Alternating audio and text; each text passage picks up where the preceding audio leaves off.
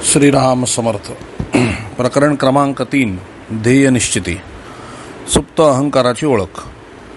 इसवी सन 1907 साल म्हणजे गुरुदेवांच्या प्रपंचातील परागतीचा काळ, तर अध्यात्मजीवनातील प्रगतीचा काळ असे म्हणावे लागेल. मी विद्वान, मी सुशिक्षित, मी सुधारक असा सूक्ष्म अहंकार त्यांच्या मनात वसत होता, परंतु त्याची जाण मात्र त्यांना नव्हती.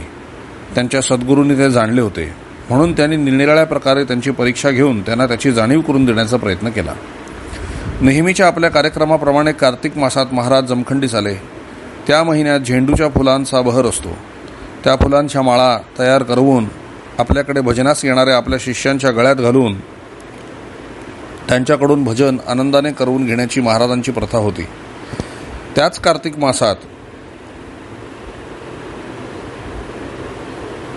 कार्तिक मासात गुरुदेव जमखंडीला होते.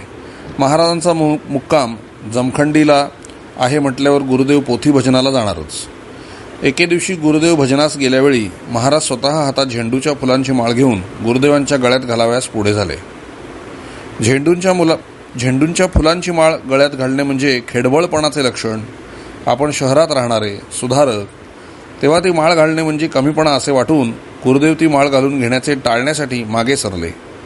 त्यांचे मन ओळखून महाराजांनी त्यांना आग्रह केला नाही. ही घटना झाली जागृतीतली. पुढे थोड्याच दिवसात गुरुदेवांना एक स्वप्न पडले. स्वप्नात महाराज गुरुदेवांच्या कपाळास गोपीचंदनाचा टिळा लावण्यास त्यांच्या समोर उभे असता मागे सरकून त्यांनी तो टिळा लावून घेतला नाही. वरवर पाहणारा व आधुनिक विचारांची बैठक असलेल्या लोकांना जागृतीत व स्वप्नात घडलेल्या या दोन्ही घटनांचे विशेष महत्त्व वाटणार नाही, परंतु मानसशास्त्राच्या दृष्टीने या घटनांना फार महत्त्व आहे. गुरुदेवांच्या कूटस्थात म्हणजे खोल अंतःकरणात वास करीत असलेला सूक्ष्म अहंकार जागृतीत व्यक्त झाला यात नवल नाही, पण स्वप्नात देखील तो भाव व्यक्त व्हावा हे महत्त्वाचे आहे. या दोन्ही घटनांनी गुरुदेवांना जो बोध व्हावयास हवा होता तो झाल्याचे दिसत नाही, परंतु त्यांच्यातील अहंकाराची जाणीव त्यांच्या सद्गुरूंना झाली होती. गुरुपदास पोहोचून आपल्या संप्रदायाचा, भारतीय अध्यात्माचा व भक्तीचा ध्वज भारतात व त्रिखंडात फडकवण्यासाठी गुरुदेवांचा जन्म झाला होता. आत्मारामाचा रामरूपात अवतार झाला होता. महाराजांनी आपल्या ज्ञानदृष्टीने ओळखले असावे. अशा या पट्टशिष्याच्या अंतःकरणात अहंकारासारखा जबर शत्रू जर तळ धरून बसला तर त्याच्या अध्यात्माच्या प्रगतीस धोका पोहोचून परमात्म्याच्या व भक्तिप्रसाराच्या कार्यात खंड पडेल. म्हणून की काय एका प्रसंगी गुरुदेवांना नकळत गुरुआज्ञेचे पालन का अभिमान असा सवाल त्यांच्यापुढे महाराजांनी ठेवला. इसवी सन 1907 मधील ही गोष्ट आहे. महाराजांचा मुक्काम जमखंडीस होता. गुरुदेवही तेथेच होते. दुपारची पोथीची वेळ. नामधारक मंडळी पुष्कळ जमली होती. गुरुदेवही महाराजांच्या प्रवचनास आले. पोथी वाचावयास महाराज कोणाला आज्ञा करणार याच्याकडे सर्वांचे लक्ष होते. नागपण्णा निंबर्गी, तिप्पट भटजी, लक्ष्मण भटजी, सभारंजन होण्यासारखी पोथी वाचणारी मंडळी महाराजांच्या आज्ञेची आतुरतेने वाट पाहत बसली होती. ह्या मंडळींपैकी कोणासही पोथी वाचण्यास न सांगता, रामराया तू पोथी वाचण्यास बैस असे महाराज गुरुदेवास म्हणाले. महाराजांचे हे शब्द ऐकून सर्वजण चकित झाले. गुरुदेवही आश्चर्यचकित झाले. महाराजांचे ते शब्द ऐकून गुरुदेव एकदम दचकले. महाराजांनी खरोखरच आपल्यालाच वाचायला सांगितले असेल काय अशी शंका त्यांच्या मनात येते न येते. तोच रामराया तूच आज पोथी वाचण्यास बैस असे पुन्हा महाराजांनी सांगितले. सभा, पोथी व भजनाला मंडळी जी जमत असत त्याला महाराज संत सभा असे म्हणत. आपण पुण्यासारख्या शहरात शिकलेले, संस्कृत भाषेत प्रावीण्य मिळवलेले असताना अशा या सामान्य लोकात बसून प्राकृत ग्रंथ वाचणे म्हणजे कमीपणा आहे असा सूक्ष्म अहंकार गुरुदेवांच्या मनात दडून बसला होता. महाराजांचे वरील वाक्य ऐकल्यावर तो सुप्त अहंकार गुरुदेवांना नकळत जागृत झाला व पोथी वाचणे शक्यतो टाळावे असे त्यांच्या मनात आले. चांगल्या प्रकारे वाचणारी मंडळी येथे उपस्थित असताना मला कशाला असे सांगून पोथी वाचण्यास ते मागे पुढे पाहू लागले. ते काहीही असो, आज तूच बैस असे महाराज पुन्हा म्हणाले. पोथीच्या मागे पुढे जे म्हणतात ते मला येत नाही अशी सबब सांगून वाचन टाळण्याचा त्यांनी प्रयत्न केला. मागचे पुढचे आम्ही सर्व पाहून घेतो, तू बसले पाहिजे असे महाराजांनी दरडावून सांगितल्यावर गुरुदेवांचा नाईलाज झाला व ते पोथी वाचण्यात बसले. इतकी मोठी सभा भरली असताना नागपण्णा, तिप्पण भटजी अशा वाचणाऱ्यांना न सांगता अगदी नवख्या वाचण्यास टाळाटाळ करणाऱ्या या तरुण मुलास महाराजांनी आग्रहाने वाचाव्यास का बसवले, अशी शंका उपस्थित मंडळींना आली. पोथी वाचणे संपल्यावर छलो ओदती, चांगले वाचतोस, असे महाराज गुरुदेवांना म्हणाले. विशेष महत्त्वाचे असे एक कारण असल्याशिवाय महाराज कधी कोणाला पोथी वाचण्यास आग्रहाने सांगणार नाहीत, हे त्यांच्या जवळ सतत राहणाऱ्या साधक मंडळींपैकी एक नागपण्णा निंबर्गी यांना माहीत होते. म्हणून पोथी भजन आटोपल्यावर महाराज आपल्या खोलीत एकटे बसलेले पाहून नागपण्णा महाराजांकडे गेले. त्यांना खोलीत अचानक आलेले पाहून, का आलास बाबा, असे महाराजांनी त्यांना विचारले. महाराज, तिप्पण भटजी, लक्ष्मण भटजी सारखी पोथी वाचणारी मंडळी असताना त्या रामरायाला तो नाही म्हणत असताना आपण इतका आग्रह का केला, असा प्रश्न त्यांनी महाराजांना विचारला. एवढीच गोष्ट गुरुदेव स्वतःहून सांगत असत, पण पुढचा संवादातील महत्त्वाचा भाग जो गुरुदेवांच्या स्वतः संबंधी होता तो आपणच स्तुती करून घेतल्याप्रमाणे होईल म्हणून सांगण्यास ते टाळत. पुढचा महत्त्वाचा भाग नागपण्णांनी गुरुदेवांच्या अपरोक्ष सांगितलाय तो असा, हे पहा, रामरायाला तुम्ही सामान्य साधकाप्रमाणे समजू नका, त्याची योग्यता मोठी आहे. सातासमुद्राच्या पलीकडे असणाऱ्या गोऱ्या लोकांना तुमच्या आजोबांच्या म्हणजे श्री निंबर्गी महाराज समाधीला नमस्कार करायला लावणार आहे. तुझ्या आजोबांची कीर्ती तो सातासमुद्रापलीकडे गाजवणार आहे, असे महाराजांनी उत्तर दिले. गुरुदेवांची ध्येय निश्चिती महाराजांनीच केली. त्या ध्येयाची रूपरेषा पण त्यांनीच सांगितली. एका सिटिंगमध्ये गुरुदेवांच्या उपस्थितीत नागपण्णांनी ही हकीकत सांगितली, पण गुरुदेवांनी काही न बोलता आपली मूकसंमती दर्शवली. महाराजांचे शब्द म्हणजे ओल्या भिंतीवर खडा मारल्यासारखे, असे श्री बाबा म्हणत. महाराजांच्या मुखातून आलेले शब्द जागृतीतलेच नव्हे तर स्वप्नातील देखील कधीच वाया गेले नाहीत, असे गुरुदेव सांगत होते. बाबा म्हणजे अंबुराव. श्री बाबा म्हणजे अंबुराव महाराज. महाराजांच्या मुखातून आलेले शब्द जागृतीतीलच नव्हे तर स्वप्नातील देखील कधीच वाया गेले नाहीत, असे श्री गुरुदेव सांगत होते. इसवी सन 1954च्या डिसेंबर महिन्यात एक फ्रेंच प्रोफेसर द मास्को नावाचे सपत्नीक खऱ्या परमार्थाच्या शोधात भारत भ्रमण करीत निंबाळास गुरुदेवांकडे आले. तेथे काही दिवस राहून गुरुदेवांच्या दैनंदिन जीवनाचे निरीक्षण करून या उभयतांनी त्यांच्याकडून नाम घेतले. नाम घेतल्यावरही थोडे दिवस ते इतर साधकांबरोबर तेथे राहिले. गुरुदेवांच्या सांगण्यावरून एक दिवस निंबर्गीला जाऊन निंबर्गी महाराजांच्या समाधीचे ते दर्शन घेऊन आले. पुढे ते उभयता गुरुदेव अलाहाबाद म्हणजे प्रयाग येथे असताना इसवी सन 1955 एप्रिलमध्ये अलाहाबादलाही 8 दिवस राहिले. इसवी सन 1907 साली महाराजांच्या मुखातून आलेले शब्द इसवी सन 1954 खरे ठरले. महाराजांनी आपला शब्द खरा केला, असे गुरुदेव सांगत. अद्भुतरम्य अनुभवाचा आराखडा. इसवी सन 1908 साल म्हणजे गुरुदेवांच्या जीवन आकाशात तेजस्वीपणाने चमकलेला तारा असे म्हटले तर वावगे होणार नाही, असे वाटते. आध्यात्मिक व आधिभौतिक या दोन्ही दृष्टींनी या वर्षास महत्त्व आहे. प्रपंच व परमार्थ या दोन्हीतील बऱ्याच महत्त्वाच्या घटनांमुळे गुरुदेवांचे अध्यात्म जीवनाचा पाया जास्त बळकट झाला. त्यांच्या ध्येयाला एक मूर्त स्वरूप आले. गुरुदेवांचे साधन यथाप्रकारे चाललेच होते. अध्यात्माच्या क्षेत्रातील त्यांची नोकरी कायम होत होती. त्यांना आलेले आध्यात्मिक अनुभव स्थिर झाले होते. 1908 पर्यंत शेषरूपी आत्म्याचे रूप आपणास सतत दिसत असल्याचे ते सांगत. इतका व अशा प्रकारचा अनुभव असला तरी जिज्ञासू वृत्ती व चौकस स्वभाव असलेल्या गुरुदेवांची गुरुनिष्ठा अद्याप अनन्य झाली नव्हती, असे ते म्हणत. असे दिसते महाराज पढिक नव्हते. त्यांना संस्कृत भाषेचे ज्ञान नव्हते. आत्मज्ञानाजवळ शब्दपांडित्य असावे लागते व शब्दपांडित्याशिवाय आत्मज्ञान कसे शक्य आहे, अशी शंका गुरुदेवांना असावी. साधूचे जीवन व आचरण जगावेगळे असले पाहिजे, अशा कल्पनेमुळे 21-22 वर्षांच्या गुरुदेवांच्या मनात गुरूंच्या योग्यतेबद्दल शंका आली असावी, असे दिसते. अशी शंका आपल्या मनामध्ये आली होती असे सांगून आपली योग्यता महाराजांनी मरवाडच्या साधूकडून मला पटवून दिली, असे बाबा सांगत असत. गुरुदेवांना आलेली शंका सामान्य साधकांना तर सारखी सतावत असते. गुरुदेवांची महाराजांवर श्रद्धा नव्हती असे नाही, ती उलट दिवसेंदिवस वाढत होती, पण अनन्य झाली नव्हती. डेक्कन कॉलेजचे दक्षिणा फेलो म्हणून इसवी सन 1908 गुरुदेवांची नेमणूक झाली. त्यांच्या आर्थिक अडचणी थोड्याफार कमी झाल्या होत्या. त्यांच्या प्रपंचास त्यामुळे मदत होऊ लागली. प्रापंचिक व आर्थिक अडचणी जशा कमी झाल्या तसे त्यांचे मन नामस्मरणाकडे जास्त केंद्रित होऊ लागले. अनुभवात वाढ होऊ लागली. गुरुदेवांच्या आध्यात्मिक अनुभवात भव्य उदात्तता दृष्टीपत्तीस येते. माझ्या दृष्टोत्पत्तीस येते, माझ्या विचारांची उत्क्रांती, या आपल्या लेखात ते लिहितात. कॉलेजच्या मैदानावर 6 तास क्रिकेटचा सामना पाहत बसलो असता चैतन्याने विश्व भरले आहे असा विचार माझ्या मनामध्ये आला. पुस्तकाची ही झेरॉक्स आहे, त्यामुळे जरा वाचायला अडचणी येत आहेत. असोत, श्रीराम. गुरुदेवांचे हे विचार म्हणजे कवीची कल्पना नव्हे किंवा बुद्धीच्या भराऱ्या नव्हेत. तत्त्वज्ञानाचा शुष्क अर्थवाद म्हणावा तर तत्त्वज्ञानाच्या अभ्यासास त्यांनी सुरुवातच केली नव्हती. त्यांचे हे विचार आत्मिक अनुभवातून निर्माण झाले होते. कॉलेजच्या मैदानावर बसल्यावेळीसुद्धा त्यांचे नामस्मरण चालूच होते. त्यात ते एकाग्र झाले होते. त्यावेळी तेजोमय तारकांनी व्योममंडळ भरल्यासारखे त्यांना दिसले. त्या अनुभवातून गुरुदेव आनंद समुद्री बुडून गेले. हरपले मन झाले उन्मन, या असे ते झाले. अशा प्रकारच्या दृश्याचा त्यांचा हा अनुभव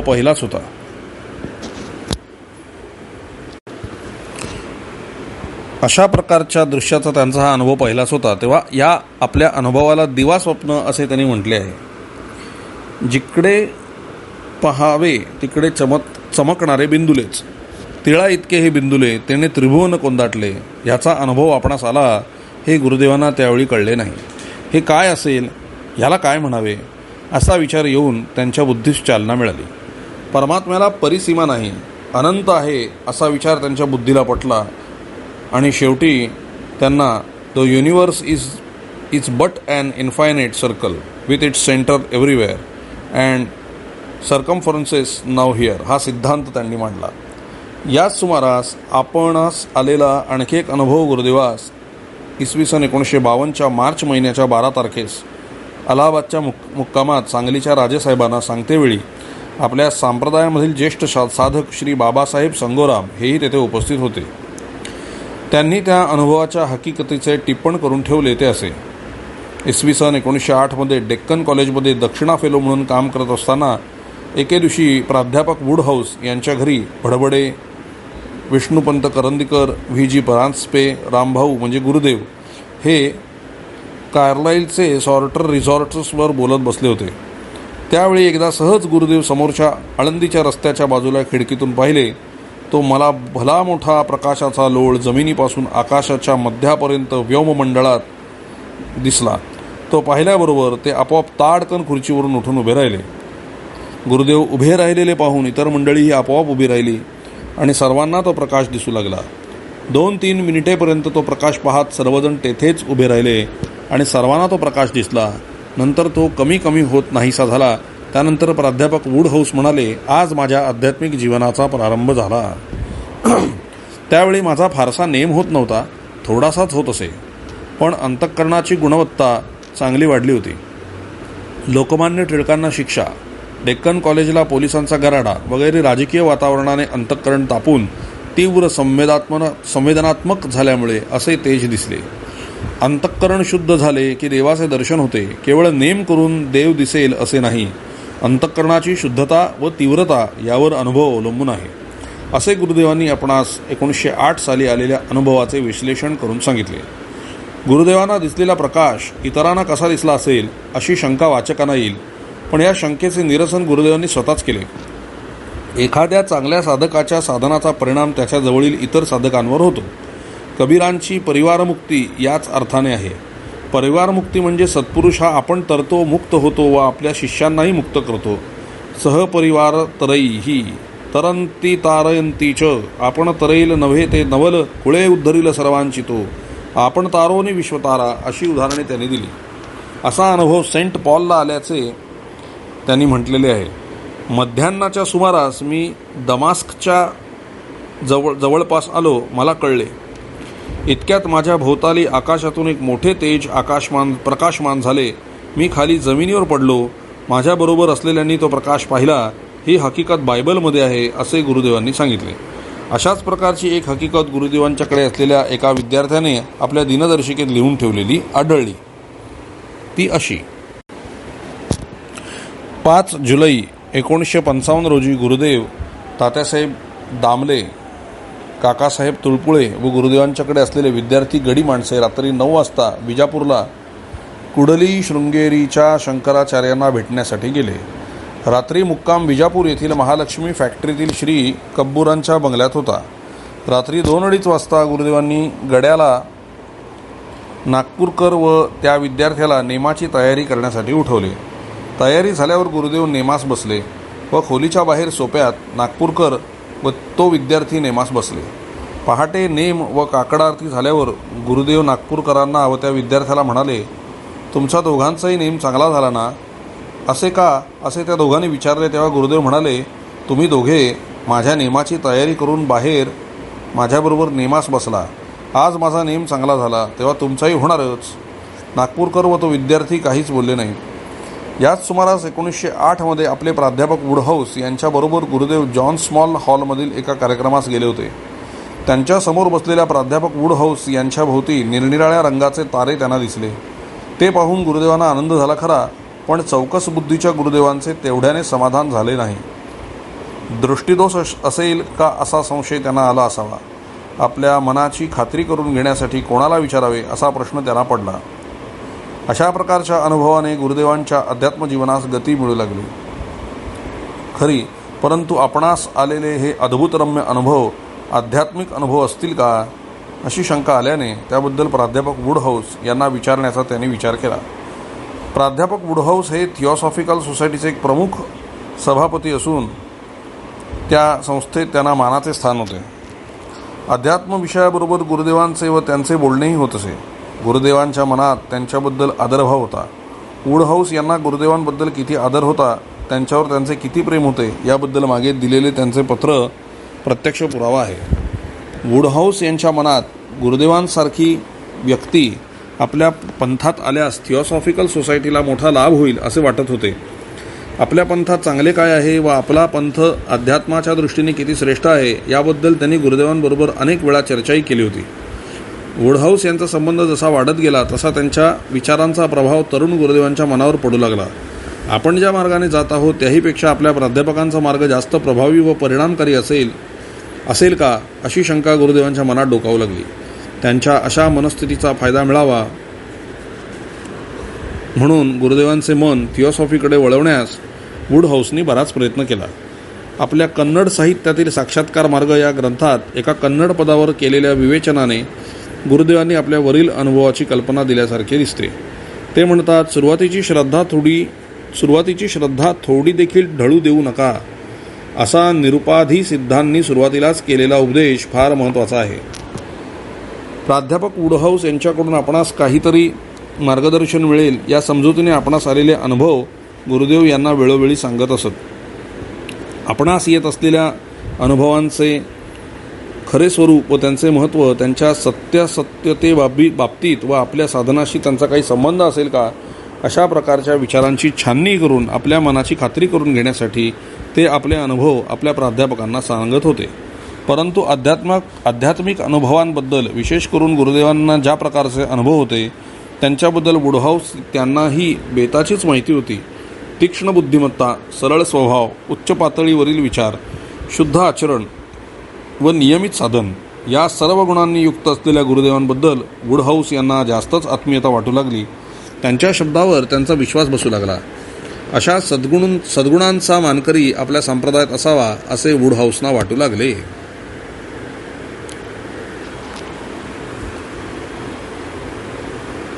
महाराजांच्या महतीचा पुरावा. आपल्या प्रियतम शिष्यमित्राच्या म्हणजे वुडहाऊस गुरुदेवांना आपल्या मित्राप्रमाणे मानत होते. आपल्या प्रियतम शिष्यमित्राच्या आध्यात्मिक शंकांचे निरसन करून घेण्याच्या निमित्ताने गुरुदेवांना बेझंटबाईकडे बनारसला घेऊन जाण्याचे प्राध्यापक वुडहाऊस यांनी ठरवले. 1908 साली बेझंटबाई थिऑसॉफिकल सोसायटीच्या अध्यक्षा होत्या. तसेच अध्यात्माच्या बाबतीत त्यांना मानाचे स्थान होते. त्यांच्याकडे गेल्याने गुरुदेवांच्या मनात काही बदल होईल असे वुडहाऊसना वाटत होते. स्वखर्चाने ते गुरुदेवांना दिनांक 17/10/1908 रोजी बनारसला घेऊन गेले. तेथे गेल्यावर वुडहाऊसनी बेझंटबाईंशी गुरुदेवांचा परिचय करून दिला व त्यांना आलेल्या आध्यात्मिक अनुभवांबद्दलही सांगितले. गुरुदेवांना पाहिल्यावर व त्यांच्या अनुभवाबद्दल ऐकल्यावर बाईंना त्यांच्याबद्दल कोणता भाव निर्माण झाला नकळे भवभूतीच्या शब्दातच सांगायचे झाल्यास अंतरः कोपी हेतुः. बेझंटबाईंनी गुरुदेवांना अत्यंत पवित्र अशा आपल्या ध्यानाच्या खोलीत नेले व त्यांच्या अनुभवाबद्दल सर्व काही ऐकून घेतले. तुम्ही कोणाला गुरु करून घेतले आहे काय, असे त्याने विचारले. हो, असे गुरुदेव उत्तरले. आपल्या गुरूंचा फोटो आपल्याकडे आहे काय, असे बेझंटबाईंनी विचारताच गुरुदेवांनी आपल्या कोटाच्या खिशातून महाराजांचा फोटो काढून बेझंटबाईंच्या हातात दिला. त्यांनी महाराजांच्या फोटोवर निरखून पाहिले व you are in safe hands, तुम्ही सुरक्षित आहात, तुम्ही सुरक्षित छत्राखाली आहात, असे उद्गार काढले. हे ऐकताच गुरुदेवांची कल्पना निमाली, प्रवृत्तीचा उपशम झाला. आपले गुरु, आपला पंथ श्रेष्ठ आहे याची खात्री वाटली. तसेच आपल्या गुरुवरील त्यांची श्रद्धा दृढ होण्यास त्यांची मदत झाली. आपल्या जीवनामध्ये घडलेल्या या महत्त्वाच्या घटनेचा आधारावरून आपल्या कन्नड साहित्यातील साक्षात्कार मार्ग या ग्रंथात साधकांना मार्गदर्शनपर विचार त्यांनी मांडले आहेत. तुमच्या अध्यात्म साधनाच्या वेळी तुम्हास काही शंका आल्यास सद्गुरू त्या शंकांचे निरसन करतात. तुमच्या अध्यात्म जीवनामध्ये येणाऱ्या अनेक अडचणी व शंका यांचे निरसन तुमचे सद्गुरू सहज करून तुम्हास ज्ञान व आनंद देतात. बेझंटबाईंच्या तोंडून आपल्या सद्गुरूंच्या आध्यात्मिक श्रेष्ठतेची महती ऐकल्याने गुरुदेवांचे मन महाराजांकडे ओढ घेऊ लागले. कधी महाराजांकडे जातो व त्यांच्या चरणकमलाजवळ बसून सर्व हकीकत सांगतो असे त्यांना झाले. जसे पाडस गायीकडे जाण्यासाठी धडपडते तद्वतच गुरुदेवांचे झाले. या अशा आतुरलेल्या मनस्थितीतच गुरुदेवांनी जमखंडीकडे धाव घेतली. कार्तिक मास, महाराजांचा मुक्काम जमखंडीस असणार याची गुरुदेवांना खात्री. अंतर्बाह्य बदललेले, आत्मिक अनुभवाने आनंदलेले, श्रीगुरूंच्या सामर्थ्याविषयी संदेह न उरलेले गुरुदेव महाराजांच्या भेटीस निघाले. भेटीस जाताना बेझंटबाईंचा फोटो व त्यांनी दिलेली पुस्तके आपल्याबरोबर घेतली. महाराजांचे दर्शन झाल्यावर गुरुदेवांनी महाराजांपुढे आपले अंतःकरण मोकळे केले. बनारसला घडलेली सर्व हकीकत महाराजांना सांगितली. महाराजांचा फोटो पाहून बेझंटबाई काय म्हणाल्या हेही गुरुदेवांनी सांगितले. गुरुदेवांची हकीकत सांगून झाल्यावर त्या बाईंचा फोटो आणला आहे काय, असे महाराजांनी विचारताच होय आणला आहे असे म्हणून त्यांनी आपल्याजवळचा बेझंटबाईंचा फोटो महाराजांकडे दिला. फोटो पाहून महाराज म्हणाले, योग माडी कोंडा की इद्दाळ, म्हणजे साधन केलेली दिसते, असे महाराज म्हणताच गुरुदेवांना फार समाधान वाटले. महाराजांचा व बेझंटबाईंचा फोटो गुरुदेवांनी अगदी जपून ठेवला होता. निंबाळ येथील सिटिंगमध्ये हा विषय निघाला की दोन्ही फोटो सिटिंगमधील मंडळींना ते दाखवित असत. महाराजांचा व बेझंटबाईंचा फोटो गुरुदेवांनी अगदी जपून ठेवला होता. निंबाळ येथील सिटिंगमध्ये हा विषय निघाला की दोन्ही फोटो सिटिंगमधील मंडळींना ते दाखवित असत. बेझंटबाईंनी दिलेली 2 पुस्तके गुरुदेवांनी वाचून काढली होती. वाचताना काही शंका आल्या होत्या. त्या शंका त्यांनी महाराजांना विचारल्या. पुस्तक वाच पाहू असे महाराजांनी सांगितल्यावर गुरुदेव पुस्तक वाचू लागले व महाराजांनी त्याचा अर्थ सांगून त्यांच्या शंका निरसन केले. गुरुदेव आश्चर्यचकित झाले. महाराजांना इंग्रजी येत नसताना त्यांनी तो अर्थ कसा सांगितला असेल याबद्दल त्यांच्या मनात कुतूहल निर्माण झाले. आपणास इंग्रजी येत नाही म्हणता मग इंग्रजी उताराचा अर्थ आपणास कसा काय कळला, असे अत्यंत विनम्रपणे गुरुदेवांनी महाराजांना विचारले. भाषा तरी कोणी केली असा उलट प्रश्न विचारून गुरुदेवांना त्यांनी चकवले. या दोन्ही गोष्टींमुळे महाराजांबद्दल त्यांच्या मनात असलेला किंतु नाहीसा झाला व त्यांची श्रद्धा आणखीन दृढ झाली. बनारसहून गुरुदेव एकटेच आले होते. त्यांनी जमखंडीहून वुडहाऊस यांना बनारसच्या पत्त्यावर पत्र लिहून त्यांचे आभार मानले असावे असे वाटते. त्या पत्रास वुडहाऊस यांनी लिहिलेले उत्तर फार महत्त्वाचे आहे. ते मूळ इंग्रजी पत्र व त्याचा मराठी अनुवाद येथे देत आहोत. प्रिय Ranade, theosophical society, Banaras, 23 October 1908. प्रिय रानडे, आपले पत्र आज सकाळी मिळाले. आपली बनारस भेट अत्यंत आनंददायक व उत्साहवर्धक झाली आणि आपणाला जेथे जे काही पाहावयास मिळाले त्यावरून आपणास विशिष्ट बोध झाला हे वाचून मला खरोखरच आनंद झाला. जी उदात्त तत्वे प्राप्त करण्यासाठी इतरांना प्रयत्नांची पराकाष्ठा करताना आपण पाहिले आहे त्या तत्वानुसार जीवन जगून आपल्या मनावर झालेला परिणाम चिरकाल टिकवण्याचा प्रयत्न करा. न्यायगोष्टी करण्याची व आपल्या जीवनाचा सदुपयोग करण्याची पात्रता आपल्यापाशी आहे. तरी आपण हातची संधी घालवू नये. नेहमी आपल्यासमोर निश्चित ध्येय ठेवा व आपले दैनंदिन जीवन त्याप्रमाणे नियंत्रित करा. आपला भावी जीवनक्रम निश्चित झाला आहे असे समजून आजपासून वागा. आपणास कोणता पेशा पत्करायचा आहे किंवा यासारखा अन्य विचार मनामध्ये येऊ देऊ नका. व्यावसायिक बनण्याच्या विचारापासून स्वतःच्या मनाची मुक्तता करा. त्याबद्दल काळजी करू नका, इतर तुमची काळजी घेतील. आपणास भारताची आध्यात्मिक उन्नती व शुद्धता घडवून आणण्याचा उदात्त हेतू मनाशी बाळगावयाचा आहे हे लक्षात ठेवा आणि त्यासाठी आपण स्वतःमध्ये शिस्त व शुद्धता बाळगण्याची आवश्यकता आहे. दुसरी क्रिया चालू असताना लोकांवर प्रभाव पाडण्याची साधने आपोआप प्राप्त होतील. सध्या लोकांवर प्रभाव पाडण्यासंबंधी विचार करू नका. स्वतःच्या चारित्र्याची घडण व स्वयंप्रेरणा वृद्धिंगत करा. इतर गोष्टी आपोआपच मागून येतील. अर्थात मी स्वतः माझ्या कुवतीनुसार तुमच्या कामात पुढील वर्षी अवश्य मदत करीन आणि मला आशा वाटते की आपणास अनेकदा भेटण्याची संधी प्राप्त होईल. अर्थात मी त्याबद्दल वचनबद्ध होऊ इच्छित नाही, कारण मी पुढे स्वतः कोणत्या कामास जुंपून घेणार आहे याबद्दल मला थोडीच कल्पना आहे.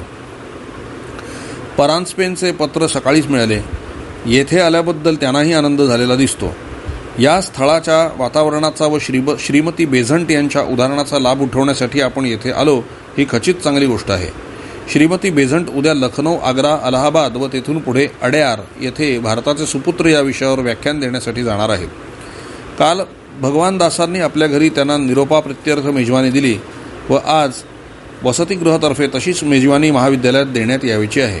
मी स्वतः सोमवार दिनांक 25 रोजी येथून निघून पुण्याला दिनांक 28 रोजी पोचेन.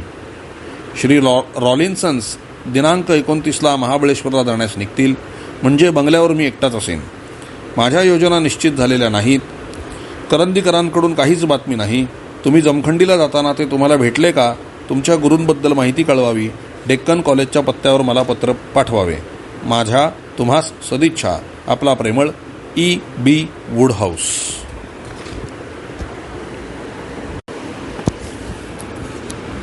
थिऑसॉफीकडे गुरुदेवांचे मन वळवण्यासाठी प्राध्यापक वुडहाऊस यांनी केलेले प्रयत्न हे शेवटचेच असावेत असे वाटते.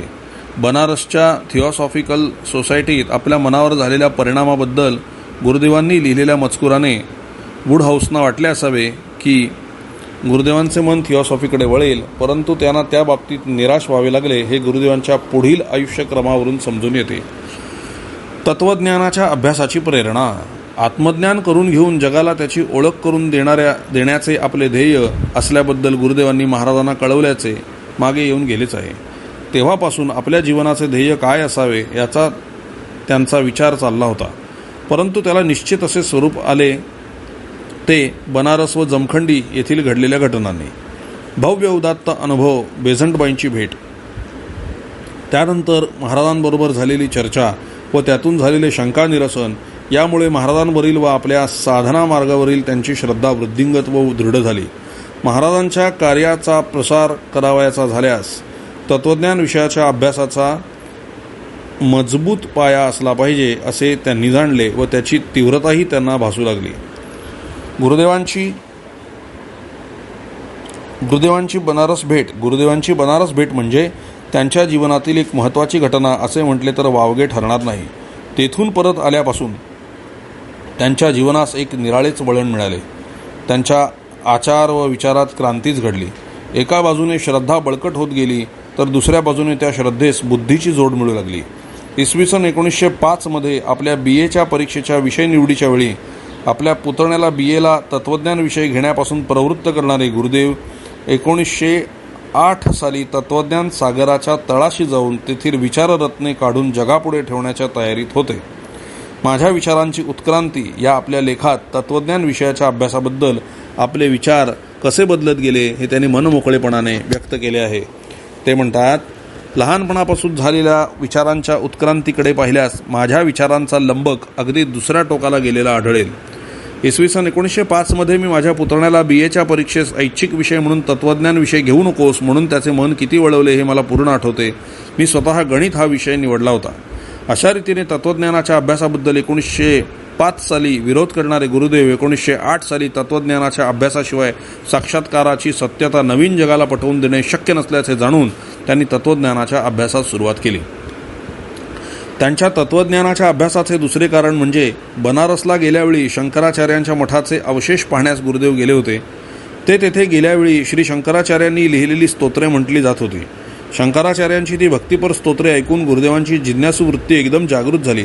अद्वैत तत्त्वज्ञानाचे प्रवर्तक व प्रचारक असलेल्या श्री शंकराचार्यांनी द्वैतमय अशा भक्तिपर स्तोत्रांवर का व कसा इतका भर दिला असेल याबद्दल गुरुदेवांच्या मनामध्ये विचार सुरू झाला. अद्वैत सिद्धांत व द्वैतप्रधान भक्ती या दोहांचा समन्वय साधता येईल का, ह्या विचाराने त्यांना तत्त्वज्ञानाच्या अभ्यासाकडे आकर्षिले, असे त्यांनीच आपल्या विचाराची उत्क्रांती या लेखामध्ये म्हटले आहे. काशीला शंकराचार्यांच्या मठाचे अवशेष पाहावयास गेलो होतो.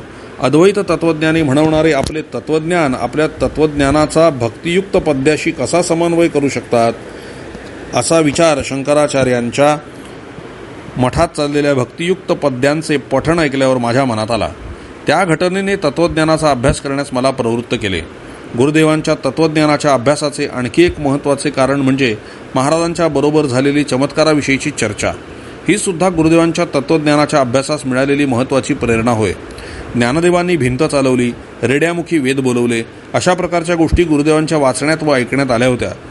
परमात्म्याशी एकरूप झालेल्या संतांच्या अंगी कर्तुम अकर्तुम असे सामर्थ्य का असू नये असे त्यांना वाटे. निसर्गाच्या नियमाच्या पलीकडे जाण्याची त्यांची शक्ती असू शकते. तेव्हा भिंत चालवणे, रेड्यामुखी वेद बोलवणे हे चमत्कार खरे असावेत अशी गुरुदेवांची प्रामाणिक समजूत होती. महाराजांना असले चमत्कार मान्य नव्हते. तेव्हा ज्ञानेश्वरांनी भिंत चालवणे, रेड्यामुखी वेद बोलवणे अशा प्रकारच्या इतर चमत्कारांचे वर्णन भक्तिविजयात आहे. ते चमत्कार खरे नाहीत का, असा सरळ प्रश्न गुरुदेवांनी महाराजांना विचारला. महाराजांना हे तत्त्व मान्य नव्हते, म्हणून त्यांनी असले चमत्कार खरे मानता येत नाहीत असे स्पष्ट सांगितले.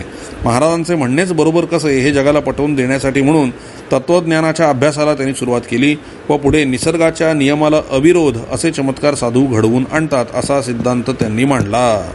निसर्गाच्या नियमाला अविरोध असे चमत्कार साधू घडवून आणतात म्हणजे त्या गोष्टी खऱ्या आहेत असा त्याचा अर्थ, असा सिद्धांत त्यांनी मांडला. प्रकरण क्रमांक 3 येथे संपलेलं आहे. आता नंतर प्रकरण क्रमांक 4 पाहू. जानकी जीवन स्मरण. जय जय राम.